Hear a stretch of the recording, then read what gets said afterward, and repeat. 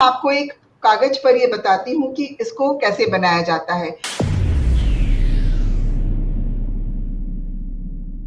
हम आज थोड़ा दक्षिण भारत की तरफ चलते हैं और दक्षिण भारत में कोलम, रंगोली को कोलम बोला जाता है और ये कोलम कई तरह के होते हैं यहाँ। तो कोलम चावल के आटे से बनाई जाती है जो हम रोज घर में बनाते हैं। आप जब दक्षिण भारत में जाते हैं तो हर घर के बाहर आपको कोलम बना हुआ मिलेगा। फूलों से बनाई जाती है, चावल के आटे से, गीले आटे से, और कई बार आपकी गेरू मिट्टी जो होती है उससे भी वो बनाते हैं ये।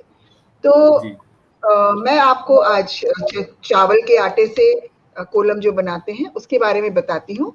मैंने जो बना के रखी है वो चावल के आटे से बनी हुई है, लेकिन मैं जो आपको बताऊंगी, क्योंकि चावल के आटे से कोलम बनाना इतना आसान नहीं है, बहुत समय लगता है बनाने में, तो मैं आपको पेपर के ऊपर व्हाइट पेन से बताऊंगी उसका डिजाइन कैसे होता है। बिल्कुल अलग तरह का डिजाइन है। कोलम को मुग्गू भी कहा जाता है और तरई अलंग्रम भी कहा जाता है। और ये अगर ट्रेडिशनल अगर देखा जाए तो ये चावल के आटे से ही बनती है, पर जैसे जैसे हमने कहा हर चीज का मॉडर्नाइजेशन होता जा रहा है, तो अभी सैंड पाउडर यूज करते हैं, सैंड स्टोन पाउडर यूज करते हैं, चॉक पाउडर, सिंथेटिक कलर्स भी यूज करते हैं। पर सबसे अच्छी बात यह है कि आज भी दक्षिण भारत में जो घर की महिलाएं हैं वो सुबह नींद से उठ के नहा के सबसे पहले कोलम बनाती है घर के सामने, भले ही छोटा सा हो एक, और इसको कहते हैं पुली कोलम। पुल्ली का मतलब होता है बिंदिया, और ऐसी बिंदियां जिसके आसपास रेखाएं हो उन्हें हम कहते हैं पुली कोलम। संपन्नता और वैभव की निशानी है पुल्ली कोलम। और इसको कहते हैं, इसको क्यों बनाया जाता है, वैसे रंगोली क्यों बनाई जाती है उसका एक बहुत ही साइंटिफिक रीजन ये है कि महिलाएं जब बैठकर और झुककर बनाती हैं रंगोली तो उनकी बैकबोन को एक खिंचाव मिलता है, जो उनके मतलब बैकबोन में दर्द है या कुछ है उसमें उनको आराम मिलता है। इसके अलावा उनके जो कमर का भाग है, जब वो बैठती है तो वहां पर भी एक उनको खिंचाव महसूस होता है। तो एक तरह से ये उनकी एक्सरसाइज भी हो जाती है। और ये बनाने के लिए बहुत कंसंट्रेशन की जरूरत होती है। ये बनाने से भी हमें हमारा कंसंट्रेशन बढ़ता है।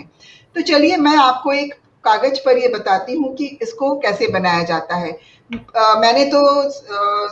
मैं ये आज आप सबके सामने बताती हूँ, मैंने ये पहली बार बनाया है और ये मैंने सीख के बनाया है किसी से, मुझे ये बनाना नहीं आता था।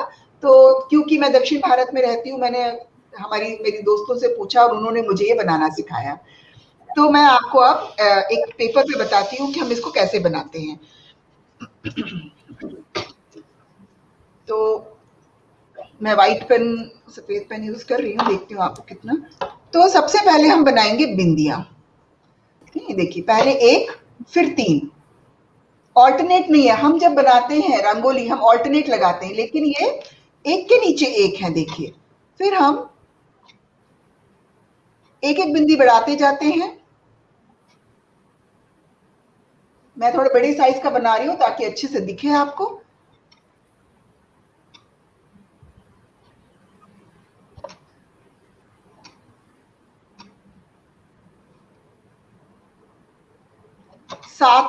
सात बिंदियों का कॉलम कहते हैं इसको, 7 डॉट्स का है ये, क्योंकि इसके मिडिल में 7 डॉट्स है।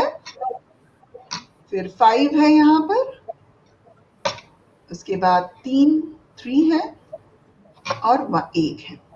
तो 1 3 5 और 7, फिर वापस 5 3 और 1, ऐसे। अभी इसको बनाने के लिए मैंने आपसे क्यों बोला, क्योंकि जब हमें रंगोली को बिंदियों के आसपास घुमाना है तो बहुत ज्यादा कंसंट्रेशन की जरूरत होती है। तो ये देखिए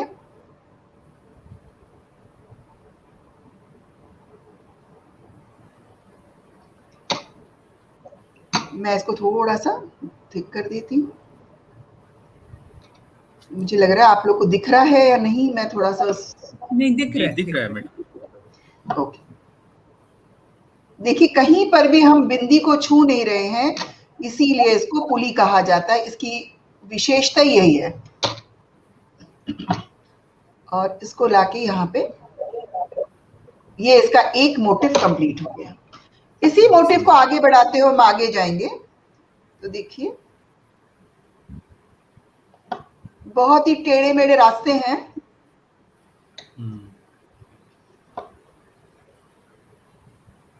जैसा कि मैंने आपको बताया कि मैंने भी अभी अभी सीखा है और बहुत प्रैक्टिस करनी पड़ी है इसको बनाने से पहले। तो इसको बनाने के लिए बहुत ज्यादा कंसंट्रेशन लगता है। एक भी लाइन आपने गलत कर दी तो आपका पूरा जो डिजाइन है वो खराब हो जाएगा।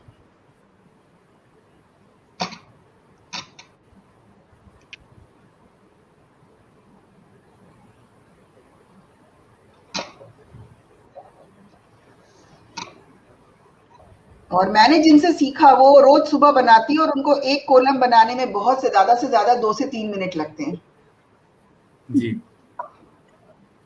और जब मैंने दोपहर में आज बोर्ड के ऊपर बनाया तो मुझे कम से कम 20-25 मिनट लगे एक कॉलम बनाने में।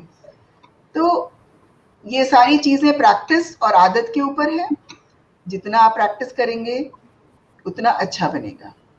सागरिका जी, जो कॉलम आपने बनाया है वो काहे से बनाया आपने? ये देखिए, ये मैंने चावल के आटे से बनाया, मैंने आपको बताया। गीला चावल का आटा, चावल के आटे को गीला करके? नहीं नहीं, ड्राई है ये। ठीक है।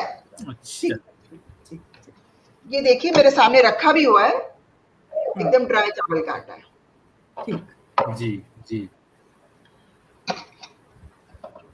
अब इस वाली साइड से मैं आती हूँ। इस तरह से हमारा ये 1-2 भाग कंप्लीट पूरे हो गए। अब सबसे नीचे वाला भाग है, इसी से जोड़ेंगे इसको और लूप्स बनाते हैं। इसको लूप्स कहते हैं, लूप्स बनाना।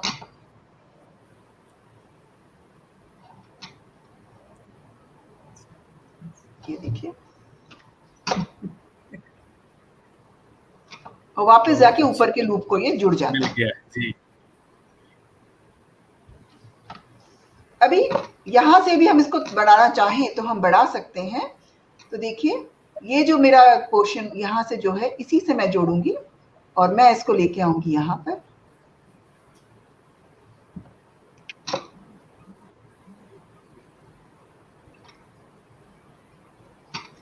अब मैं इसको नीचे लेके जा रही हूं।